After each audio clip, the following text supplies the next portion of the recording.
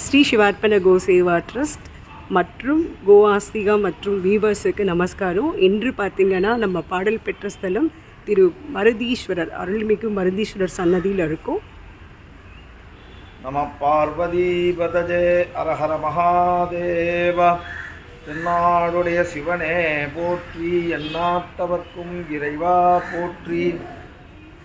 பேரன்பு கொண்ட பக்த கோடி பெருமக்களே, அடியேன் வாசுதேவ சிவாச்சாரியார். இத்தலம் திருவான்மியூர் என்று அழைக்கப்படுகிறது. இந்த திருத்தலத்திலே சுவாமி சுயம்பு மூர்த்தியாக அருள்பாலிக்கிறார். ரிக் சாம அதர்வணம் 4 வேதங்களும் ஒன்றாக இணைந்து சுவாமியின் கொழுந்திலே ருத்ரபாகத்திலே ஐக்கியமானதாக ஒரு வரலாறும் உண்டு.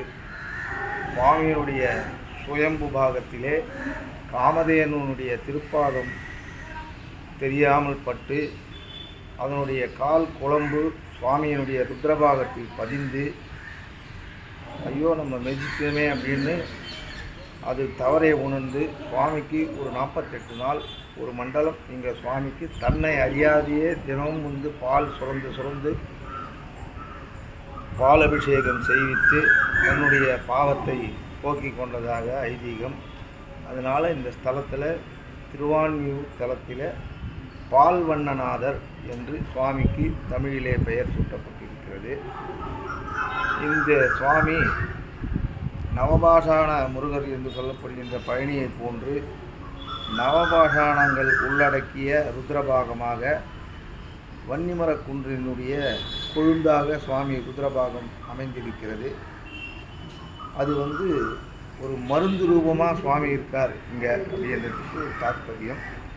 இந்த சுவாமிக்கு பாலபிஷேகம் தான் விசேஷம்.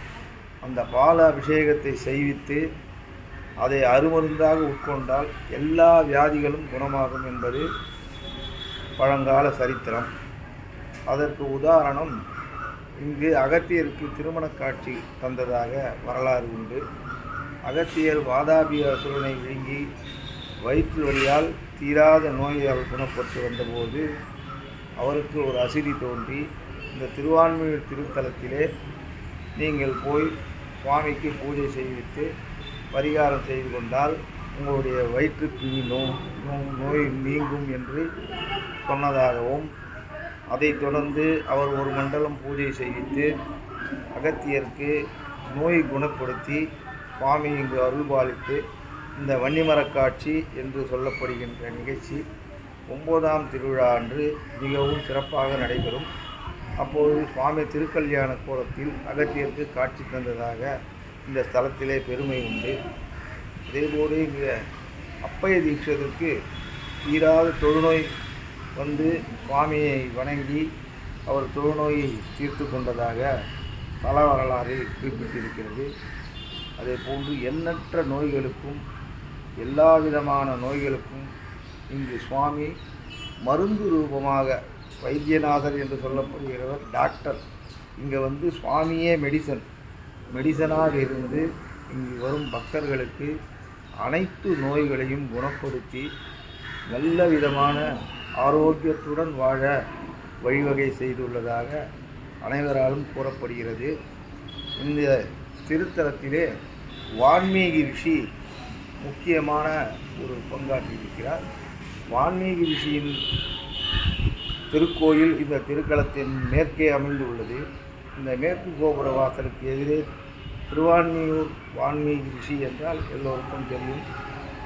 வான்மீகி ரிஷிக்காக சுவாமி திரும்பி மேற்க பார்த்து சுவாமி தரிசனம் கொடுத்ததாகவும், அதனால் இந்த ஸ்தலம் திருவான்மியூர் என்று பெயர் பெற்றதாக தொன்று வரலாற்றில் குறிப்பிடப்படுகிறது. அதைத் தொடர்ந்து இங்கு சப்தவிடங்கள் தியாகர் என்று சொல்லப்படுகின்ற சப்தவிட தியாகரை போன்று அபிமான தியாகர் என்று சொல்வார்கள். தியாகர் திருநடனம், தியாகராஜ சுவாமி இங்கு மூலவராக காட்சி அளிக்கிறார். தியாகராஜ சுவாமிக்கு பங்குனி மாதம் பருவ உற்சவம் மிகவும் சிறப்பாக நடக்கும். அதே போன்று பௌர்ணமி தினத்தன்று வான்மீகிக்கு சுவாமி 3 திருநடன காட்சி அருள்பாலிக்கிறார். இந்த ஸ்தலத்திலே சிவராத்திரி மிகவும் மகோன்னதமாக உற்சவமாக கொண்டாடப்படுகிறது.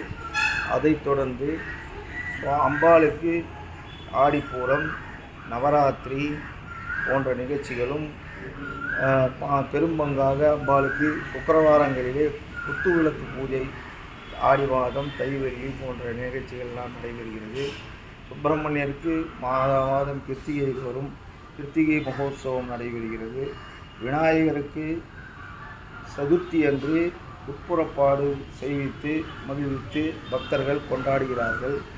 அதைத் தொடர்ந்து எல்லா விதமான வைபவங்களும் இந்த திருக்கோயிலிலே இந்து சமய அறநிலைத்துறை கட்டுப்பாட்டிலே மிகவும் சிறப்பாக செயல்பட்டு வருகிறது என்பதை தெரிவித்துக் கொள்கிறோம்.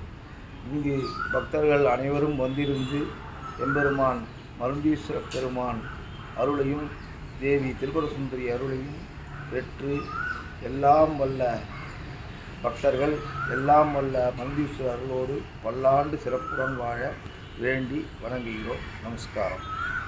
தேங்க்யூ மாமா. நம்ம பார்த்துட்ருக்குது மருந்தீஸ்வரர் ஆலயத்தை தான் பார்த்துட்ருக்கீங்க. திருவான்மியூருக்கு அருகாமையில் இருக்கிற 276 பாடல் பெற்ற ஸ்தலத்தில் ஒரு ஸ்தலம் தான் மருந்தீஸ்வரர் ஆலயம். எல்லோரும் வந்து சுவாமி தரிசனம் பண்ணிக்கோங்க. சிவாய நம, சிவகிருபை.